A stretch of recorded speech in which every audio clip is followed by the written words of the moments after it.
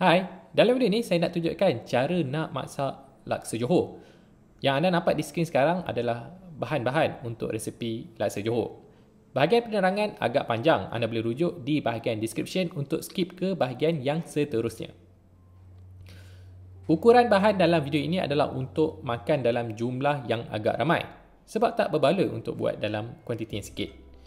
Lebih baik buat banyak dan bagikan kepada beberapa bekas untuk dimakan kemudian. Saya bahagikan resepi ini kepada 3 bahagian. Yang paling ambil masa adalah kuah laksa.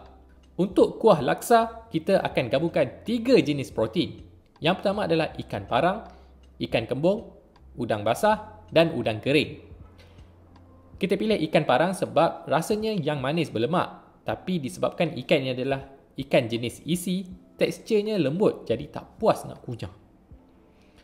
Makanya kita tambah ikan kembung yang isinya lebih kenyal untuk tekstur.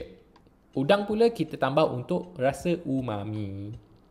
Untuk rempah, kita ada serbuk kari, santan dan kerisik.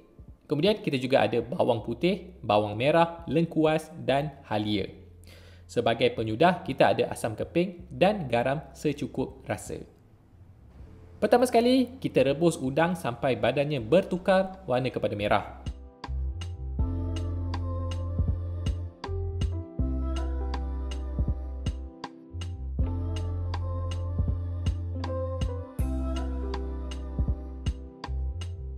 Lepas tu barulah kita rebus ikan. Kalau kita rebus ikan dulu, isi ikan hancur dan jadi kerja pula kita nak asingkan udang dengan isi ikan.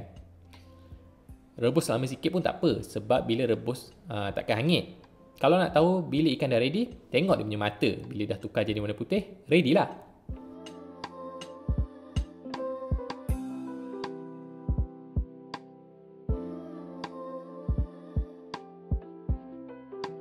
Lepas tu, kita angkat semua protein yang direbus tadi, letak di tepi dan tunggu ia sejuk.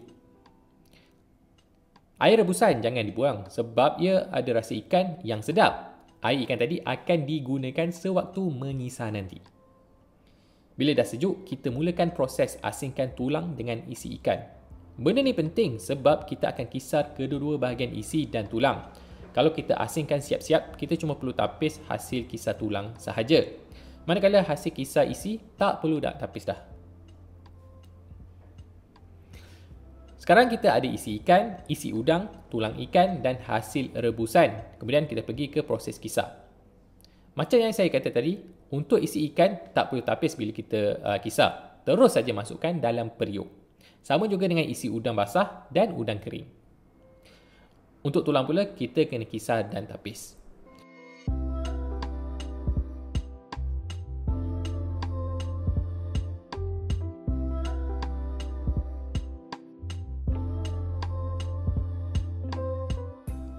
Selepas selesai dengan udang dan ikan di dalam periuk, masukkan bawang besar, bawang merah, lengkuas dan halia yang dah dikisar terlebih dahulu.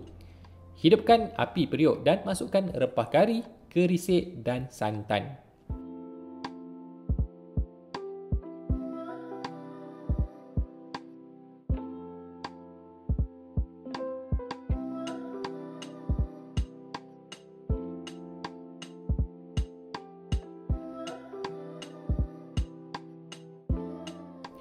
Kacau dan renes sampai menggelegak.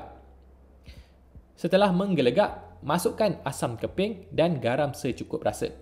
Kacau sehingga sebati. Dan tahniah, anda dah berjaya masak kuah laksa Johor.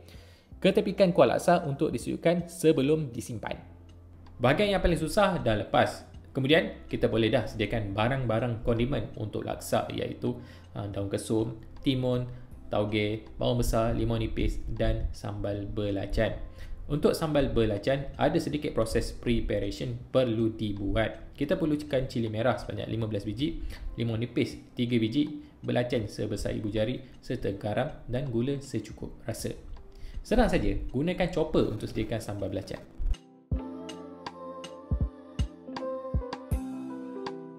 Bila nak makan, letak pasta yang dah direbus al dente. Kemudian letak kondimen dan akhir sekali kuah dan sambal belacan.